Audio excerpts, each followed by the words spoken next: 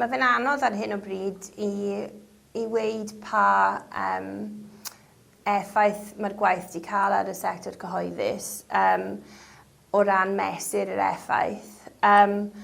Ond os ni'n edrych ar yr ymateb i'r galwad ath mas i ofyn i bobl i ddod i siarad â ni, bod ti'r gwaith maen nhw'n wneud pob dydd, oedd yr ymateb yn anhygoel.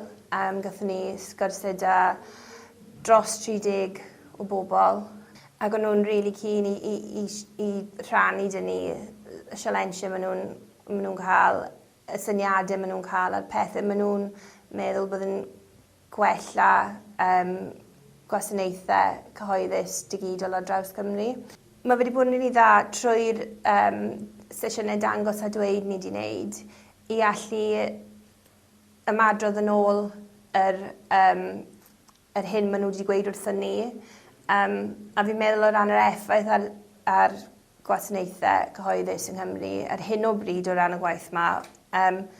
Just bod ni'n gallu dangos i pobl bod ni wedi deall y problemau sydd â nhw a'r syniadau sydd â nhw, a yn gallu gweithio tuag at newid pethau iddyn nhw unai trwy'r cyflwyniad o'r system dylunio, neu trwy yr effaith o dod â pobl â'i gilydd sy'n neud yr un swydd, sy'n trio anelu at yr un peth.